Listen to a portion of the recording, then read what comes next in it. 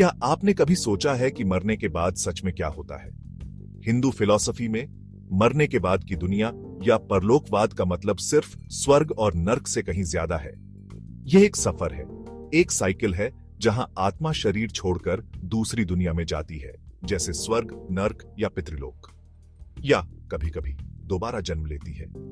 यह सिर्फ एक विश्वास नहीं है, यह हमारे धर्म ग्रंथों में गहराई से बुना हुआ है।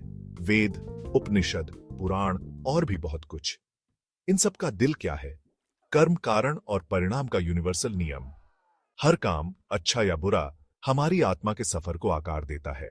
आपके काम खत्म नहीं होते, वे आपके साथ चलते हैं, यह तय करते हुए कि आपकी आत्मा इस जीवन के बाद कहां जाती है। तो इस विश्वास का सार क्या है? पहला, आत्मा अमर है। आपका शरीर बस एक टेम्परेरी घर है। आत्मा आगे बढ़ती है, हमेशा रहने वाली और अछूती। दूसरा, कर्म सब कुछ कंट्रोल करता है। अच्छे कर्म आपको स्वर्ग या एक बेहतर जन्म दे सकते हैं, जबकि बुरे कर्म का मतलब नर्क या जीवन का एक निचला रूप हो सकता है। और अल्टीमेट गोल क्या है? मोक्षा, इस एंडलेस साइकिल से आजादी, जन्म और मृत्यु से मुक्ति। चलिए देखते हैं कि धर्मग्रंथ क्या कहते हैं। ऋग्वेद हमें बताता है, यम की दुनिया में आत्मा अपने कर्म के हिसाब से अपनी जगह पाती है। आसान शब्दों में, मरने के बाद हमारे कर्म तय करते हैं कि आत्मा यम के मार्गदर्शन में कहां जाती है।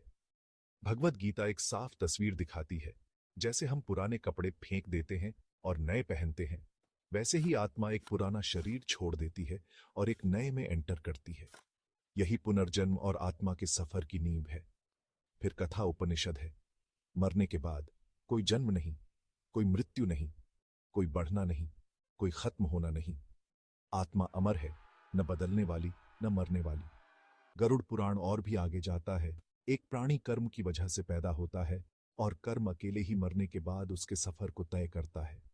यह पुराण न केवल स्वर्ग और नर्क के रास्ते बताता है, बल्कि उन खास अनुभवों को भी बताता है जो आत्माएं अपने कर्मों के हिसाब से भोगती हैं। एक उदाहरण चाहिए? राजा हरिश्चंद्र को ले लो। उनकी सच्चाई के प्रति भक्ति ने उन्हें मरने के बाद स्वर्ग पहुंचाया।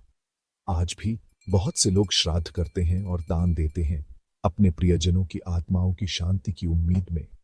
गरुड़ पुराण 28 तरह के नरकों का भी वर्णन करता है, जैसे रौराव और कुंभिपाक, जहां पापी आत्माएं परिणाम भुगतती हैं। लेकिन यह क्यों मायने रखता है? क्योंकि यह हमें अच्छा करने, नैतिक रूप से जीने और पाप से बचने के लिए प्रेरित करता है।